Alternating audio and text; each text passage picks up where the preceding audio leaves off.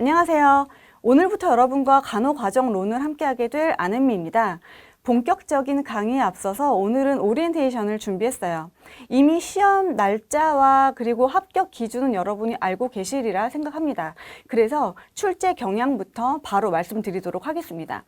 전체적인 출제 경향은 보시는 것처럼 한 3가지 정도로 구성이 되어 있는데요. 일단 우리가 알고 있는 학문적인 그런 지식과 그리고 이론적인 문항뿐만 아니라 실무적인 문항도 같이 출제가 되고 있습니다. 그렇기 때문에 우리에게는 굉장히 유리하다라고 말씀드릴 수가 있을 것 같아요. 그런데 예전에는 그냥 암기된 것만 지식을 물어보는 그런 문항이 출제가 됐었다면 요즘은 단순 암기형보다는 이해력, 적용력, 그리고 분석력 등 여러 가지의 어떤 능력을 평가하는 그런 문제들이 굉장히 많이 출제가 되고 있고, 이렇게 문제를 내라 라고 얘기를 하고 있는 상황입니다. 그래서 우리는 그냥 단순 암기된 지식만 푸는 것은 아니다. 우리의 지식을 바탕으로 응용하고 분석하고 해석하는 그런 능력을 충분히 발휘해야 한다라고 말씀드립니다.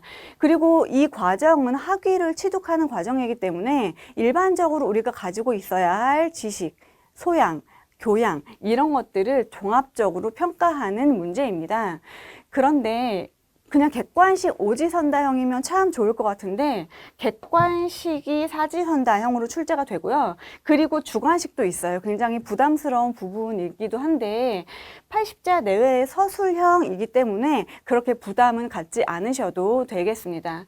그렇다면 간호과정론의 출제 경향은 어떠한가에 대해서 말씀드릴게요.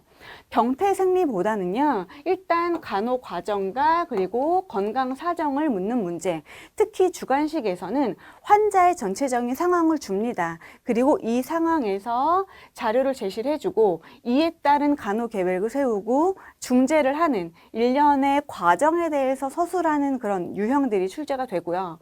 객관식에서는 기본적인 개념에 대해 묻는 문제, 그리고 간호중재의 우선순위를 찾는, 아니면 가장 적절한 간호중재를 찾아라, 골라라, 이런 문제들이 출제가 됩니다. 우리는 이미 실무에서 여러 환자들을 보기 때문에 굉장히 유리한 조건이라고 말씀드렸어요. 그런데 이와 동시에 약이 될 수도 있지만 반대로 독이 될 수도 있습니다. 왜냐하면 객관식에서 보시면 상황을 주고 거기에 대해서 맞는 답을 찾아야 되는데 우리는 이미 현장에서 너무 많은 케이스를 받고 너무 많은 환자들을 보고 있어요. 그러다 보니까 이 주어진 상황에다가 살을 계속 덧붙이는 그런 상황이 벌어집니다. 그런데 그렇게 하시면 문제 출제자의 의도를 벗어난 대답을 고르실 수가 있어요. 그래서 반드시 이 출제자가 어떠한 의도로 문제를 냈는가, 이것을 반드시 유념을 해 주셔야 하고요. 주어진 지문에서의 최대한 많은 정보를 가지고 정답을 고르셔야 출제자의 의도대로 우리가 정답을 고를 수가 있습니다. 그래서 제가 말씀드리는 부분은 약이 될 수도 있고 독이 될 수도 있다. 그래서 말씀을 드립니다. 하지만 우리는 이미 간호 과정에 대해서 한번 공부를 했었고 이미 실무에서도 충분히 하고 있는 것이기 때문에 누구보다 잘 하실 수 있을 거라고 생각을 합니다. 제가 도와드릴 거고요. 그래서 간호 과정론 같은 경우는 1년의 과정을 숙지를 한 후에 각각의 주요 개념을 파악하는 것이 굉장히 중요하다라고 말씀드립니다. 그러면 어떤 부분을 평가를 하는가를 말씀드릴 건데요. 여러분 교재에도 이미 실려 있는 부분이에요. 총 8가지의 대영역 안에 중영역과 소영역으로 분리가 됩니다. 첫 번째는 간호과정의 개요인데요. 여기서 간호과정의 발달 그리고 간호과정의 단계, 사정, 진단, 계획, 수행, 평가 이렇게 구체적으로 소영역에 대한 평가가 있고 간호과정에 관련된 어떤 분류 체계, 우리 난다 굉장히 많이 들어봤잖아요. 난다의 진단 체계 그리고 간호중재 분류 체계에 대해서 공부를 할 건데 이 안에 굉장히 많은 소영역들이 있습니다. 구체적으로 하나씩 살펴볼 거예요. 그리고 각 단계별로 간호 사정 단계 그리고 진단 계획 그리고 중재 간호 평가까지 일련의 과정에 대한 중영역과 소영역에 대해서 평가가 들어갑니다. 그리고 무엇보다 중요한 간호과정 적용의 실제에서 분야별로 간호과정을 적용하는 부분이 들어가는 거죠. 그래서 저는 이 중영역 순서대로 가능한 한 여러분이 헷갈리시지 않고 교재에 충실할 수 있도록 그렇게 커리큘럼을 진행할 예정입니다.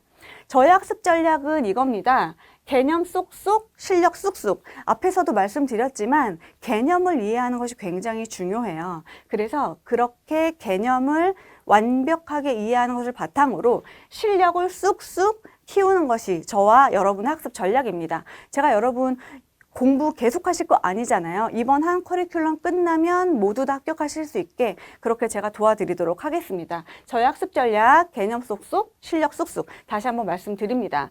자, 그래서 제가 예시를 가지고 왔는데요. 예시 세 문제 한번 같이 풀어보도록 하겠습니다.